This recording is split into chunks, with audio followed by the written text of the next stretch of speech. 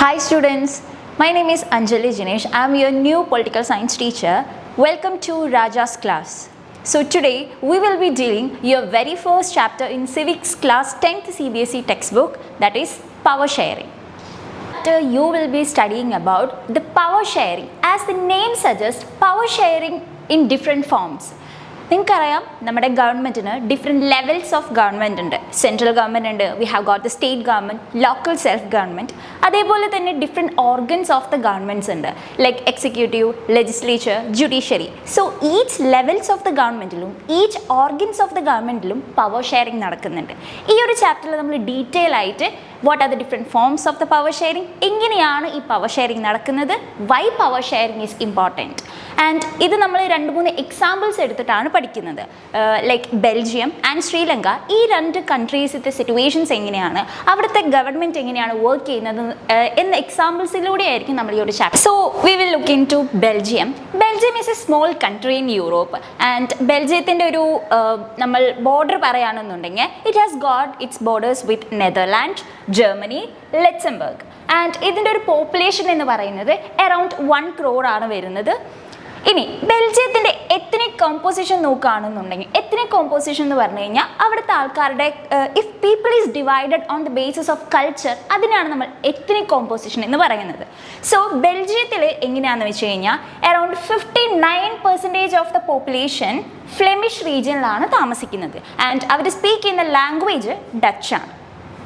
Then comes is 40% of the people they lives in Wallonia. 40% of the people lives ചെയ്യുന്നത് വെലോണിയയിലാണ്. അവർ സംസാരിക്കുന്നത് French ആണ്. Remaining 1% മാത്രമാണ് എന്ത് സംസാരിക്കുന്നത്, ജർമ്മൻ ലാംഗ്വേജ് സംസാരിക്കുന്നത്. ഓക്കെ, ഇനി നമുക്ക് ബെൽജിയത്തിൻ്റെ ക്യാപിറ്റൽ സിറ്റിയായ ബ്രസൽസിലോട്ട് പോവാം. സോ അവിടെ എന്താണെന്ന് വെച്ച് കഴിഞ്ഞാൽ 80% of the people are speaking French. നമ്മൾ നേരത്തെ പറഞ്ഞു ബെൽജിയം ഓൾ ഓവർ എടുക്കുമ്പോൾ 59% സ്പീക്ക് ചെയ്യുന്ന ലാംഗ്വേജ് ഡച്ച് ആണ്, ആൻഡ് 40% സ്പീക്ക് ചെയ്യുന്നത് എന്താണ്, ഫ്രഞ്ച് ആണ്. ഈ ഒരു സിറ്റുവേഷനല്ല നമ്മൾ ക്യാപിറ്റൽ സിറ്റിയായ ബ്രസൽസിലോട്ട് പോകുമ്പോൾ. ബ്രസൽസിൽ 80% of the people are speaking French, നേരെ ഓപ്പോസിറ്റ് ആണ്, and 20% of the people are speaking Dutch. So ഈ മൈനോറിറ്റി സ്പീക്കിങ്ങും ആയിട്ടുള്ള ഫ്രഞ്ചും മെജോറിറ്റി ആയിട്ടുള്ള ഡച്ച് സ്പീക്കിംഗ് പീപ്പിൾ തമ്മിലൊരു കോൺഫ്ലിക്റ്റ് ഉണ്ട്, ബിക്കോസ് മെജോറിറ്റി മൈനോറിറ്റി ആണ് അവർ. ഓക്കെ, ഇനി the tension between 2 communities were more acute in Brussels. ഈ ഒരു സിറ്റുവേഷൻ ക്യാപിറ്റൽ സിറ്റിയിൽ കുറച്ചും കൂടി അക്യൂട്ട് ആവാനായിട്ടുള്ള കാരണം എന്താണെന്ന് വെച്ച് കഴിഞ്ഞാൽ ഇവരുടെ 2 സിറ്റീസിലും സിറ്റുവേഷൻസ് ഡിഫറെൻ്റ് ആണ്. ഒരു സിറ്റിയിൽ ഡച്ച് സ്പീക്കിംഗ് ആണ് മെജോറിറ്റി എങ്കിൽ ക്യാപിറ്റൽ സിറ്റിയിൽ അവർ മൈനോറിറ്റി ആണ്. ഇതാണ് അക്യൂട്ട് ആയിട്ടുള്ള ടെൻഷൻ ഉണ്ടാക്കാനായിട്ടുള്ള മെയിൻ റീസൺ. ഓക്കെ, ഇനി നമുക്ക് ശ്രീലങ്കയിലോട്ട് പോവാം. Sri Lanka is an island nation. നമുക്കറിയാം അല്ലേ, ഐലൻഡ് നേഷൻ ആണ് Sri Lanka. It is just very few kilometres of the southern cost of Tamil Nadu. ഇന്ത്യയുടെ മാപ്പ് എടുത്തു കഴിഞ്ഞാൽ നമുക്കറിയാം നമ്മുടെ തമിഴ്നാടിനോട് ചേർന്ന് കിടക്കുന്ന ഒരു ഐലൻഡ് നേഷൻ ആണ് ശ്രീലങ്ക.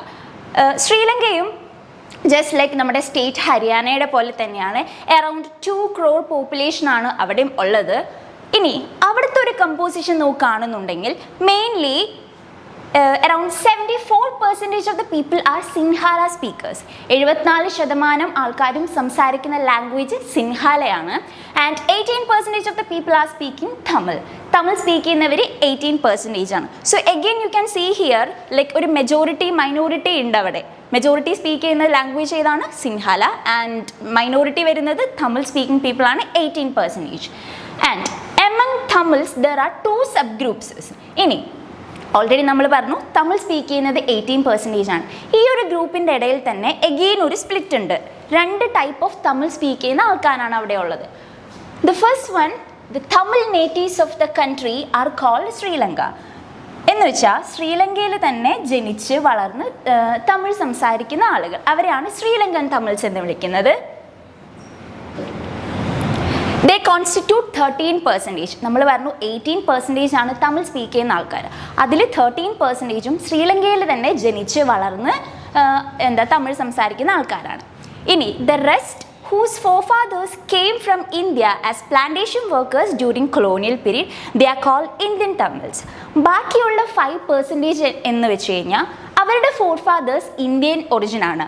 ഡ്യൂറിങ് കൊളോണിയൽ പീരീഡ് ബ്രിട്ടീഷുകാരുടെ സമയത്ത് അവർ ഇന്ത്യയിൽ നിന്ന് ശ്രീലങ്കയിലോട്ട് മൈഗ്രേറ്റ് ചെയ്ത് പിന്നെ അവിടെ ജനറേഷൻ ഫോം ചെയ്യുകയാണ് ചെയ്തിട്ടുള്ളത്. ഓക്കെ, സോ അവരെ വിളിക്കുന്ന പേരാണ് ഇന്ത്യൻ തമിഴ്സ് എന്നുള്ളത്. ഇനി നമ്മൾ ശ്രീലങ്കയുടെ മാപ്പിൽ എടുത്ത് നോക്കിയാൽ അറിയാം, north and east of the കൺട്രിയിലാണ് മെയിനായിട്ട് ഈ തമിഴ്സ് താമസിക്കുന്നത്. Most of the Sinhala speaking people are Buddhist. ഇനി നമ്മൾ ഇവരുടെ ഒരു റിലീജിയനിലോട്ട് പോവുകയാണെന്നുണ്ടെങ്കിൽ തമിഴ് സ്പീക്ക് ചെയ്യുന്ന മെജോറിറ്റി സിൻഹാല സ്പീക്ക് ചെയ്യുന്ന ആൾക്കാർ ബുദ്ധിസ്റ്റ് ആണ് ഫോളോ ചെയ്യുന്നത്. Okay, while most of the Tamils are Hindu or Muslim.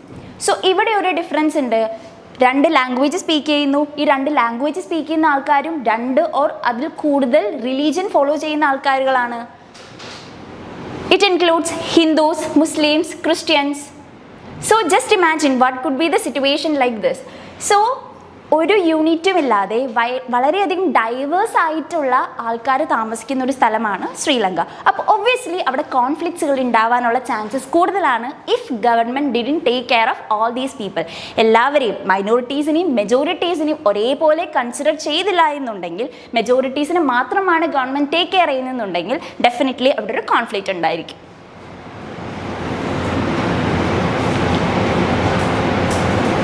Okay, ഇനി majoritarianism in Sri Lanka. Sri Lanka emerged as an independent country in 1948. India എന്നായിരുന്നു ഇൻഡിപെൻഡൻസ് ഇന്ത്യക്ക് ലഭിച്ചത്? It was on August 15, 1947. So അതേപോലെ ശ്രീലങ്ക ഒരു ഇൻഡിപെൻഡൻറ്റ് കൺട്രി ആയിട്ട് മാറിയത് 1948ലാണ്. Okay, the leaders of Sinhala community sought to secure the dominance over the government by the virtue of their majority. നിങ്ങൾക്കറിയാം, ഒരു ഗവൺമെൻറ് ഫോം ചെയ്യണമെന്നുണ്ടെങ്കിൽ ഏതൊരു പൊളിറ്റിക്കൽ പാർട്ടിക്കും അതിൻ്റെ മെജോറിറ്റി വേണം. മെജോറിറ്റി ഉള്ള ഒരു പൊളിറ്റിക്കൽ പാർട്ടിക്ക് മാത്രമാണ് ഗവൺമെൻറ് ഫോം ചെയ്യാൻ സാധിക്കുക. സോ നമ്മൾ നേരത്തെ പറഞ്ഞു, സിൻഹാല കമ്മ്യൂണിറ്റിയാണ് മെജോറിറ്റി ആയിട്ട് ശ്രീലങ്കയിൽ നിൽക്കുന്നുണ്ടായിരുന്നു. സോ ഒബ്വിയസ്ലി അവർ തന്നെയാണ് ഗവൺമെൻറ് ഫോം ചെയ്തിരിക്കുന്നതും. As a result, democratically elected government adopted a series of majoritarian measures. So, അവിടുത്തെ ഗവൺമെൻറ് ഫോളോ ചെയ്ത മെഷർ എന്താണ്? Majoritarian മെഷറാണ്.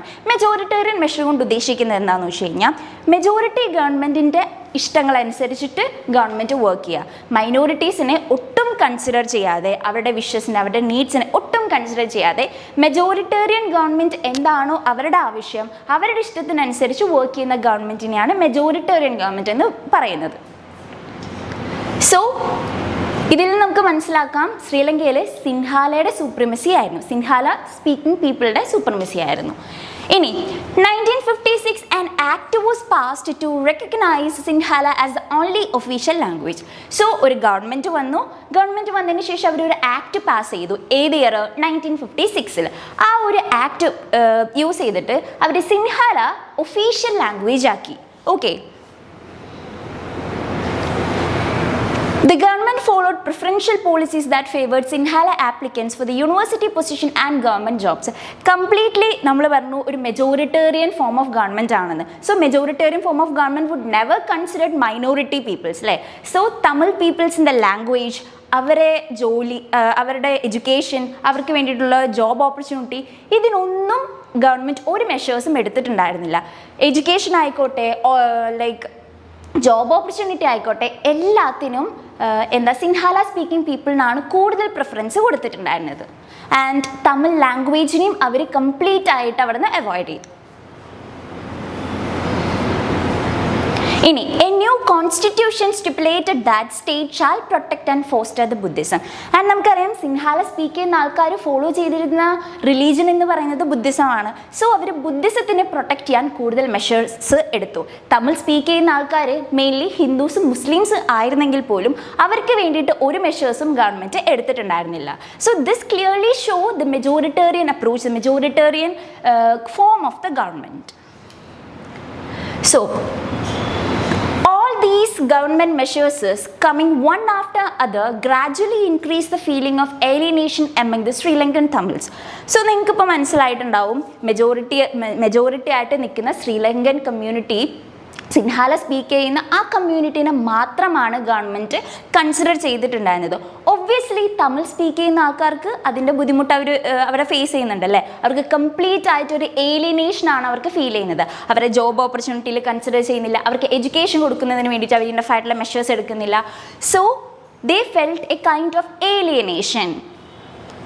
They felt that none of the major political parties led by the Buddhist Sinhala leaders were sensitive to their language and culture.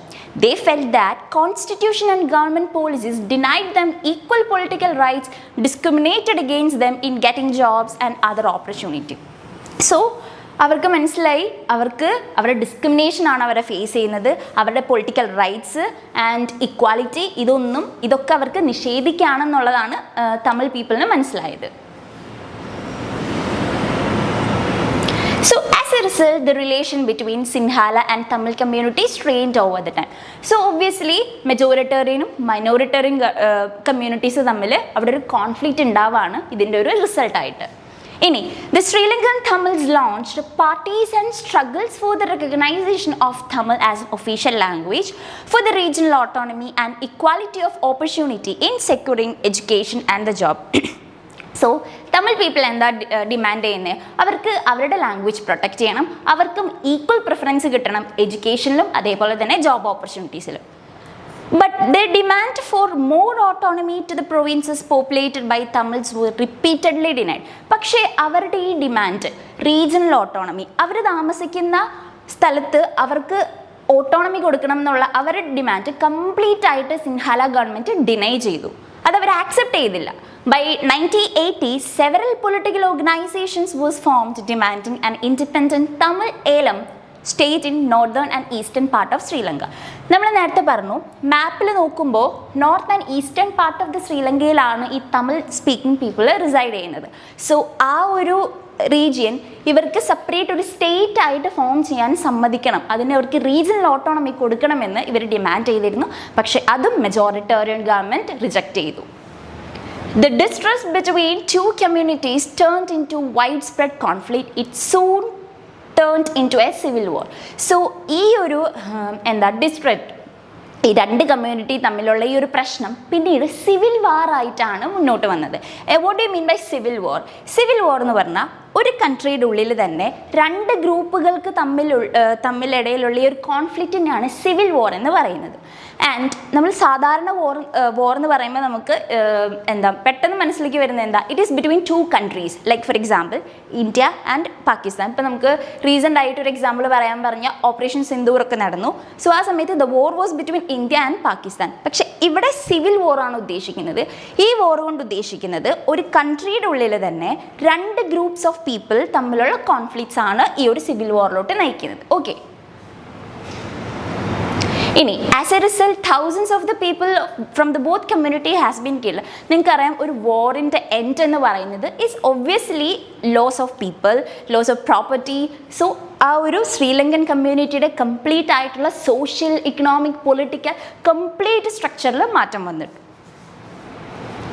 And ആ ഒരു വാർ end ചെയ്തത് 2009 so ഇപ്പം നമ്മൾ കണ്ടത് Sri Lankan government എങ്ങനെയാണ് ഈ ഒരു ഡിഫറൻസസിനെ അക്കോമഡേറ്റ് ചെയ്യാൻ എന്തൊക്കെ മെഷേഴ്സാണ് അവരെടുത്ത്, എങ്ങനെയാണ് ശ്രീലങ്കയിലത്തെ സിറ്റുവേഷൻ എന്നാണ് നമ്മളിപ്പോൾ നോക്കിയത്. Now let's move to Belgium. ബെൽജിയത്തിൽ നമ്മൾ ഓൾറെഡി പറഞ്ഞു, ക്യാപിറ്റൽ സിറ്റിയിലത്തെ സിറ്റുവേഷൻ അല്ല ഹോൾ കൺട്രിയിലുള്ളത്, രണ്ടും ഡിഫറെൻ്റ് ആണ്. സോ ഈ ഒരു സിറ്റുവേഷൻ ബെൽജിയം ഗവൺമെൻറ് എങ്ങനെ ഹാൻഡിൽ ചെയ്തു എന്നാണ് നെക്സ്റ്റ് സെഷൻ വരുന്നത്. The Belgian leaders took very different paths. They recognized existence of regional differences and cultural diversity. So, Belgian ഗവൺമെൻറ്റിന് ഈ റീജിയണൽ ഡിഫറൻസും കൾച്ചറൽ ഡൈവേഴ്സിറ്റീനൊക്കെ പ്രൊട്ടക്റ്റ് ചെയ്യാൻ വളരെയധികം താല്പര്യമുണ്ടായിരുന്നു. Between 1970 and 1993, they amended the constitution 4 times so as to work out an arrangement that would enable everyone to live together. നമുക്കറിയാം ഇന്ത്യയിലായാലും ഒരു മാറ്റം കൊണ്ടുവരണമെന്നുണ്ടെങ്കിൽ the first നമ്മൾ ചെയ്യുന്നത് എന്താ, അത് കോൺസ്റ്റിറ്റ്യൂഷനിൽ കൊണ്ടുവരാനാണ് നോക്കുക. നമുക്ക് ഓടിപ്പോയി കോൺസ്റ്റിറ്റ്യൂഷനിൽ ചേഞ്ച് കൊണ്ടുവരാൻ പറ്റില്ല. ഇത് നമ്മൾ പാർലമെൻറ്റിൽ ഇൻട്രൊഡ്യൂസ് ചെയ്യണം, 2 ഹൗസസിലും അതിൽ ഡിസ്കസ് ചെയ്യണം, 2 ഹൗസിൽ നിന്നും പാസ്സായി പിന്നെ അത് പ്രസിഡൻറ്റിൻ്റെ അടുത്ത് എത്തണം. പ്രസിഡന്റ് അത് സൈൻ ചെയ്താൽ മാത്രമാണ് അത് പാസ്സായിട്ട് ഒരു ആക്ട് അല്ലെങ്കിൽ ലോ ആയിട്ട് മാറുള്ളൂ. സോ ഫസ്റ്റ് മെഷർ കോൺസ്റ്റിറ്റ്യൂഷനിൽ ചേഞ്ച് കൊണ്ടുവരണമെങ്കിൽ അത് പാർലമെൻറ്റിൽ ഇൻട്രൊഡ്യൂസ് ചെയ്യണം. സിമിലർലി ബെൽജിയത്തിലും അവർ ഈ ഒരു ചേഞ്ചസ് അക്കോമഡേറ്റ് ചെയ്യാൻ വേണ്ടിയിട്ട് അമെൻമെൻറ്റ് കൊണ്ടുവന്നു.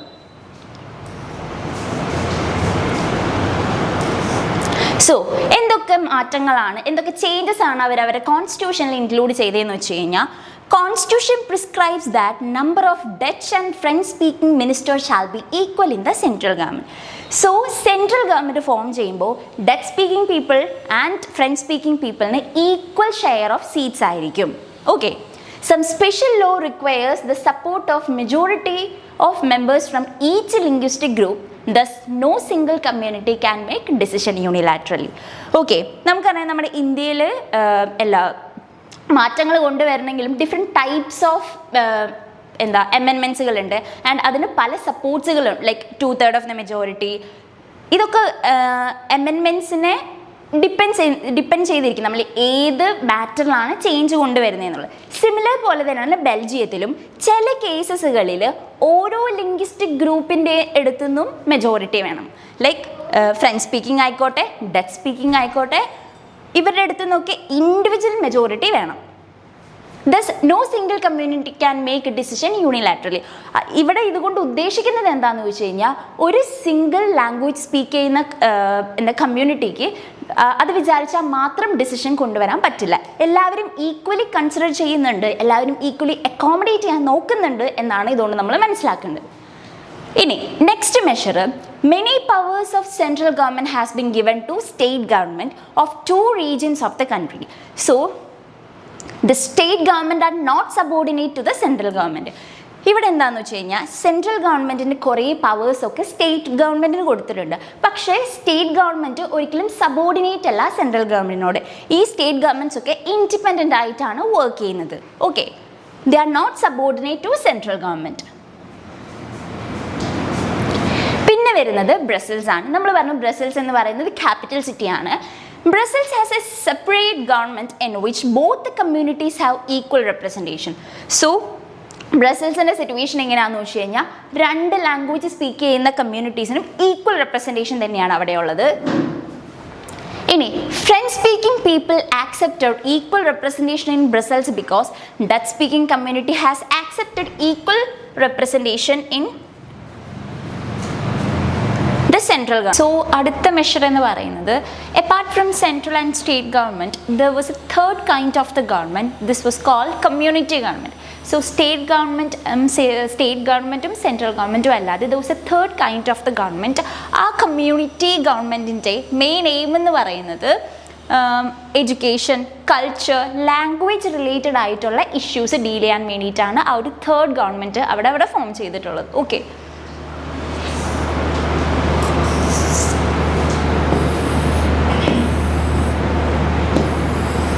section is dealing about why power sharing is desirable. എന്തുകൊണ്ടാണ് പവർ ഷെയറിങ് ഡിസൈറബിൾ ആയിട്ടുള്ളത്? So 2 different sets of reasons can be given in favoring of power sharing. Firstly, power sharing is good because it helps to reduce the possibility of conflict between social groups. നമ്മൾ ബ്രസൽസിൽ കണ്ട പോലെ 2 different language speak ചെയ്യുന്ന majority minority speaking community ഉള്ള ഒരു സ്ഥലത്ത് majoritarian ഗവൺമെൻറ്റിൻ്റെ മാത്രം wishes അനുസരിച്ച് വർക്ക് ചെയ്യുന്ന ഒരു ഗവൺമെൻറ് ആണെങ്കിൽ ഡെഫിനറ്റ്ലി അവിടെ കോൺഫ്ലിക്റ്റ് ഉണ്ടായിരിക്കും. ആൻഡ് ശ്രീലങ്കയിൽ അതാണ് ഉണ്ടായത്. അങ്ങനെ കോൺഫ്ലിക്റ്റ് ഉണ്ടായപ്പോൾ എന്താണ്, അത് സിവിൽ വാറിലോട്ട് നയിച്ചു. And it has resulted in loss of life of the people and property. So ഇതൊന്നും ഇല്ലാതിരിക്കാൻ വേണ്ടിയിട്ടാണ് നമ്മൾ പവർ ഷെയറിങ് അത്യാവശ്യമാണെന്ന് പറയുന്നത്. So the first reason is to reduce the possibility of the conflict between social groups. Since social conflicts often lead to violence and political instability, power sharing is a good way to ensure stability of the political order. So political orderൻ്റെ സ്റ്റെബിലിറ്റിക്ക് വേണ്ടിയിട്ട് power sharing അത്യാവശ്യമാണ്. Now, second reason എന്ന് പറയുന്നത് deeper reason why power sharing is good for the democracy. Power sharing എന്ന് പറയുന്നത് ഡെമോക്രസിയുടെ ഒരു ഫീച്ചറാണ്. Power sharing is a very spirit of democracy. A democratic rule involves sharing of power with those affected by its exercise who have to live with its effect. നമുക്കറിയാം നമ്മുടെ കേരളത്തിലായാലും ഇന്ത്യയിലായാലും നമ്മൾ election നടത്തും. എന്തിനാണ് നമ്മൾ election നടത്തുന്നത്? നമ്മളെ റൂൾ ചെയ്യുന്നതിന് വേണ്ടി, അല്ലെങ്കിൽ നമ്മുടെ ബിഹാഫായിട്ട് വർക്ക് ചെയ്യാൻ വേണ്ടിയിട്ട് നമ്മൾ ലീഡേഴ്സിനെ എലക്ട് ചെയ്യാണ്. സോ ഇതിനുള്ള ചോയ്സും റൈറ്റും ആർക്കുണ്ട്? പീപ്പിളിനുണ്ട്. അതുകൊണ്ടാണ് പവർ ഷെയറിങ് ആര് ചെയ്യണം, ആര് എങ്ങനെ പീപ്പിളിനെ ഭരിക്കണം, ഇതൊക്കെ ഡിസൈഡ് ചെയ്യുന്നത് പീപ്പിളാണ്. അതിന് വേണ്ടിയിട്ടാണ് പവർ ഷെയറിങ് ഡെമോക്രസിയുടെ ഒരു സ്പിരിറ്റ് ആണെന്ന് പറയുന്നത്. The second reason വരുന്നത് power sharing is the very spirit of the democracy. ഡെമോക്രസിയുടെ ഒരു സ്പിരിറ്റ് അല്ലെങ്കിൽ ഫീച്ചർ ആണെന്ന് വേണമെങ്കിൽ നമുക്ക് പറയാം. എന്ത്? Power sharing. നമ്മുടെ ഇന്ത്യയിൽ നമുക്കറിയാം ഇലക്ഷൻ നടക്കുന്നുണ്ട്. ഈ ഇലക്ഷനോട് ഉദ്ദേശിക്കുന്നത് എന്താണ്? People elect their representative to rule on their behalf, അല്ലേ?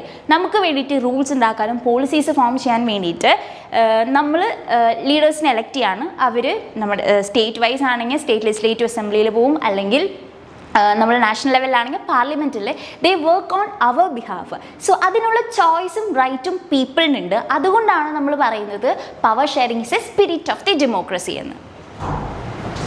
A legitimate government is one where citizens through participation acquire a stake in the system. So നമുക്ക് ഈ രണ്ട് സെറ്റ്സ് ഓഫ് റീസൺസ് നമ്മൾ പറഞ്ഞു അല്ലേ. First set of the reason എന്താ? To reduce the violence between the social groups and to ensure the political stability. ഈ ഒരു റീസണെ നമുക്ക് പ്രുഡൻഷ്യൽ റീസൺ എന്ന് വിളിക്കാം. ഓക്കെ, എന്താണ് Prudential reason? And second reason എന്ന് പറയുന്നതിനെ മോറൽ റീസൺ എന്ന് നമുക്ക് കാറ്റഗറൈസ് ചെയ്യാം. So the next session we are moving it the forms of power sharing. So ഇനി നമ്മൾ പഠിക്കുന്നത് what are the different forms of power sharing ആണ്.